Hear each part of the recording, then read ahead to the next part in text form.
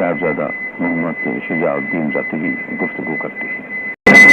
محمد صلی اللہ رسول کریم اما بعد، عن ابن عمر قال سمعت رسول اللہ صلی اللہ علیہ وسلم يحل والعبد يقول لبیک اللہم لبیک لبیک لا شریک لک لبیک ان الحمد والنعمت لک والملک لا شریک لک لا یزید علی ہؤلاء الکلمات۔ حضرت ابن عمر رضی اللہ تعالیٰ عنہ کہتے ہیں کہ میں نے رسول اللہ صلی اللہ علیہ وسلم کو تلبیہ اس طرح بآواز بلند کہتے سنا، اور اس وقت آپ تلبیہ کیے ہوئے تھے، لبیک اللہم لبیک لبیک لا شریک لک لبیک ان الحمد والنعمت لک والملک لا شریک لک، یعنی حاضر ہوں میں تیری خدمت میں، اے اللہ حاضر ہوں تیری خدمت میں تیری خدمت میں حاضر ہوں، تیرا کوئی شریک نہیں، حاضر ہوں تیری خدمت میں، بے شک تمام تعریف اور ساری نعمت تیرے ہی لیے ہے اور بادشاہت بھی تیری ہی ہے، تیرا کوئی شریک نہیں۔ آپ صلی اللہ علیہ وسلم ان کلمات سے زیادہ نہیں کہتے تھے۔ تلبیس بمعنی احرام باندھنے والا، احرام کے معنی ہے حرام کر دینا، کیونکہ حج کرنے والے پر کئی چیزیں حرام ہو جاتی ہیں، لہذا اس اظہار کے لیے اس وقت یہ چیزیں حرام ہو گئیں۔ ایک لباس جو صرف ایک چادر اور تہ بند ہوتا ہے بنیت حج یا عمرہ باندھا جاتا ہے، جسے احرام کہتے ہیں۔ تلبیہ یعنی لبیک کہنے میں علماء اکرام کے مختلف اقوال ہیں۔ حضرت امام اعظم ابو حنیفہ رحمۃ اللہ علیہ کے نزدیک احرام کے صحیح ہونے کے لیے تلبیہ شرط ہے۔ حضرت امام مالک رحمۃ اللہ علیہ کہتے ہیں کہ تلبیہ واجب نہیں ہے، لیکن تلبیہ ترک کرنے کی وجہ سے دم جانور ذبح کرنا لازم آتا ہے۔ حضرت امام شافعی رحمۃ اللہ علیہ کے ہاں تلبیہ سنت ہے، اس کو ترک کرنے کی صورت میں دم لازم نہیں ہوتا۔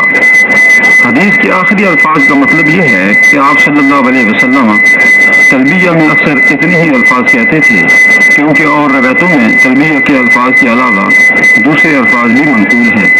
چنانچہ اس بارے میں مسئلہ یہ ہے کہ تلبیہ کے جو الفاظ یہاں حدیث میں بیان کیے گئے ہیں ان میں کمی کرنا تو مکروہ ہے، زیادتی مکروہ نہیں مستحب ہے۔ حدیث سے یہ مسئلہ بھی روز روشن کی طرح واضح ہو گیا کہ تلبیہ بآواز بلند ہونا چاہیے۔ چنانچہ تمام علماء کرام کے نزدیک بلند آواز سے لبیک کہنا مستحب ہے۔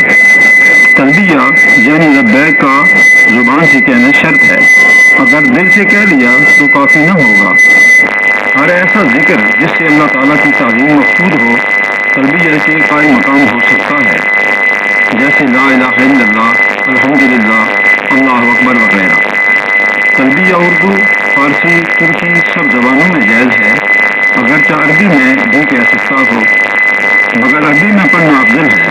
خاص تلبیہ کے الفاظ جو پہلے بتائے گئے ہیں ان کا کہنا سنت ہے، شرط نہیں ہے۔ اگر کوئی اور دوسرا ذکر احرام کر لے گا تو احرام صحیح ہو جائے گا، لیکن تلبیہ چھوڑنا مکروہ ہے۔ احرام باندھنے کے وقت تلبیہ یا کوئی اور ذکر ایک مرتبہ پڑھنا فرض ہے اور اس کے تکرار سنت ہے۔ جب تلبیہ کہے تو 3 دفعہ کہے، عورت کو تلبیہ زور سے پڑھنا منع ہے۔ حضرت ابراہیم علیہ السلام جب بیت اللہ شریف کی تعمیر سے فارغ ہوئے تو حکم ملا، اے ابراہیم علیہ السلام اب یہ اعلان کر دو کہ اللہ کا گھر تیار ہو گیا ہے، اللہ کے بندو آؤ اور حج کرو، آؤ اور فریضہ حج ادا کرو۔ انہوں نے عرض کی، الہی میری آواز کہاں تک پہنچے گی؟ فرمایا، وَأَذِّن وَعَلَيَّ الْإِبْلَاغُ، تم اعلان کرو، اس آواز کو پہنچانا میرا کام ہے۔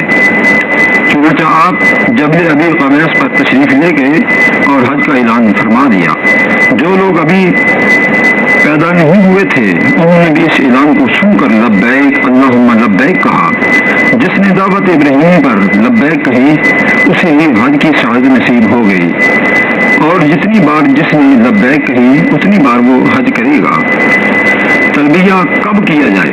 ایک روایت میں ہے کہ آپ صلی اللہ علیہ وسلم نے اونٹ کی پیٹھ پر بیٹھ کر اور اونٹ کے کھڑا ہو جانے کے بعد لبیک کہی، جبکہ دوسری روایت میں ہے کہ احرام کے لیے بنیت نفل 2 رکعت نماز پڑھنے کے بعد لبیک کہی۔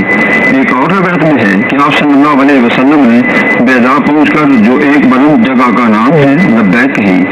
اس طرح لبیک کہنے کے متعلق 3 طرح کی روایتیں منقول ہیں۔ اب اب ان تینوں روایتوں کے تضاد اس تطبیق کے ساتھ دور کیجیے کہ حضور پر صلی اللہ علیہ وسلم نے نماز پڑھ کر مصلی پر بیٹھے ہوئے لبیک کہی، پھر جب اونٹنی پر بیٹھے تو اس وقت بھی لبیک کہی، اور اس کے بعد جب مقام بیضاء میں پہنچے تو وہاں بھی لبیک کہی۔ چنانچہ علماء کرام نے اسی لیے لکھا ہے کہ حالت وقت اور جگہ کی تغیرات کے وقت لبیک کی تکرار مستحب ہے۔ بہرکیف آپ صلی اللہ علیہ وسلم نے اس طرح 3 مرتبہ لبیک کہی، اور جس راوی نے جہاں لبیک کہتے سنا وہ یہ سمجھا کہ آپ صلی اللہ علیہ وسلم نے یہیں سے لبیک کہنی شروع کی ہے، اس لیے ہر ایک راوی نے اپنی سننے کے مطابق ذکر کر دیا۔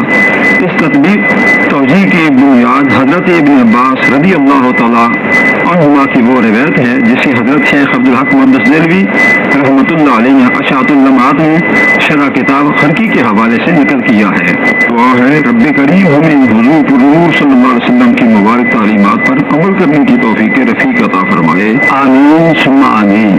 وآخر دعوانا ان الحمد